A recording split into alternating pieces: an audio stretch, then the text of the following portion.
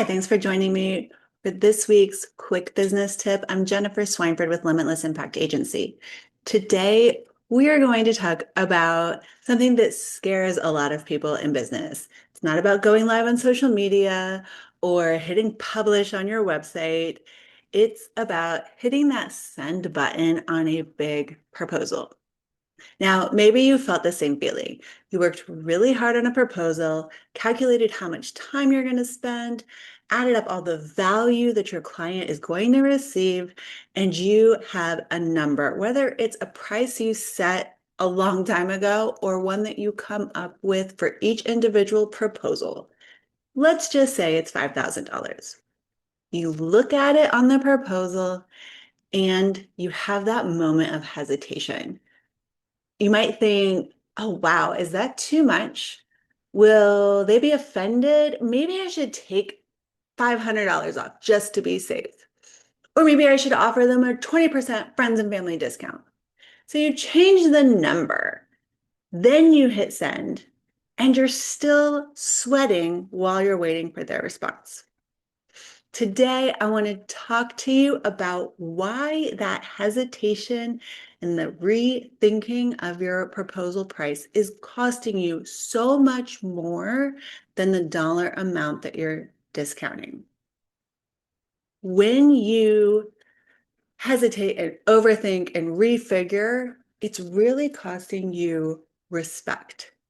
It's costing you authority.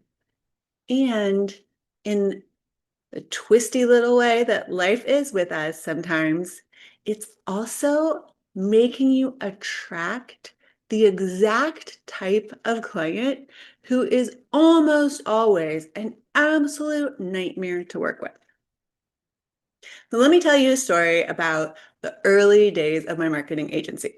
When I first started, just like everybody else when they first started, I wanted clients. I wanted to hear the yes.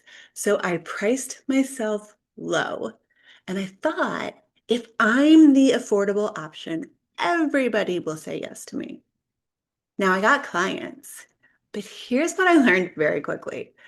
The client that pays the least oftentimes demands the most. I had clients who were paying me a fraction of what other agencies were charging me, but they were also the clients who were calling me at 9 o'clock on a Tuesday night. They were the ones that were going over every single line item in the bill and treating me more like an employee than an expert consultant that they had hired. That's when I made the decision.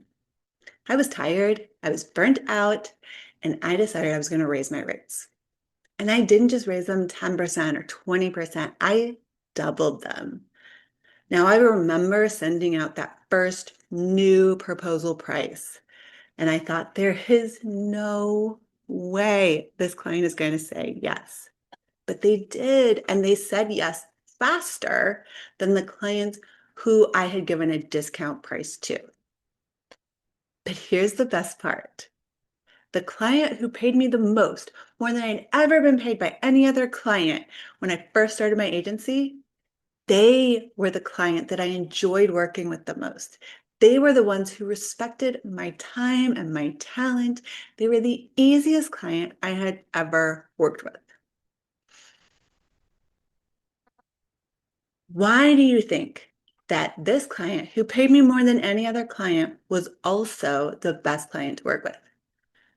It's because they were operating on a higher level, the same way that I was operating on a higher level.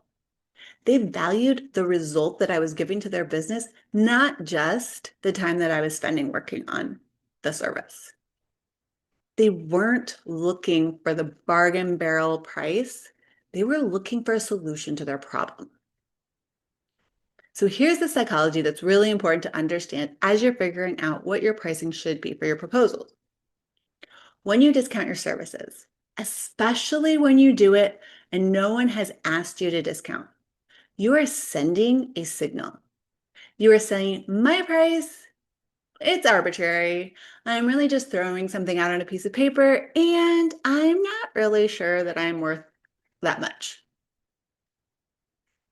Because think about it. When you walk into a luxury store like Louis Vuitton or Tiffany, and maybe you pick up a bag or a necklace or a ring, the price is the price. You don't walk up to the counter and say, hey, can you take 20% off of this because I'm a really nice person, or I'd really like to have this necklace, but I don't have quite that much money on me. Now, if the clerk said, sure, here's 20% off, what would you immediately think? Maybe you would think the bag could be fake.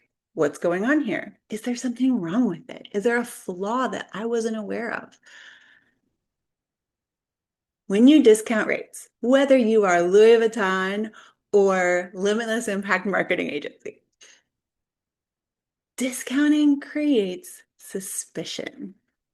And when you're firm on your price, it builds confidence, not only in yourself, but the confidence your client has that you can deliver what you say you're going to deliver. So when you stand by your price, you're telling your client, I know that I can deliver the result I've promised, and this is what it's going to cost for you to get my best work. Now, I know what some of you might be thinking because I've heard people say it and I've thought it myself. You might be thinking, I want to be generous. I just want to help people. I'm a Christian business owner and I like to discount to other Christian business owners. Well, I get it. I have all of those thoughts and feelings too. But there is a difference between generosity and insecurity. If you want to be generous, you give freely. Maybe you do pro bono work for a not-for-profit, or you tithe at your church, you donate to a charity that you love, or maybe you just buy your client a really thoughtful gift, like we talked about in our last week's episode. That is generosity. But when you discount your services out of fear or out of not being sure that you're worth the price that you came up with originally, that is insecurity. And that is a poor stewardship of the gifts that God has given you and your business. Because if you are undercharging, I can almost guarantee that you're stressed. You're overworking. And if you aren't already resentful, you will become resentful. And a resentful, tired, stressed out business owner can't serve any clients well because you know that you cannot pour from an empty cup. And you certainly can't keep running a business with an empty or very low bank account. So here's what I want you to think about this week. Look at your next proposal, or look at your current rate sheet or your service offerings and prices. And ask yourself, is that number that you are looking at a fear number or is it a value number? And if you think that you've been discounting yourself to get a yes, take a pause, a deep breath, and then stop doing it. And the next time someone asks for a discount, I want you to practice saying one thing. Say, I don't offer discounts because I don't discount the quality of my work, but I am happy to adjust the scope of the project to fit your budget. Do you see the difference there? You're not lowering your worth. You're adjusting what you're going to do for the client.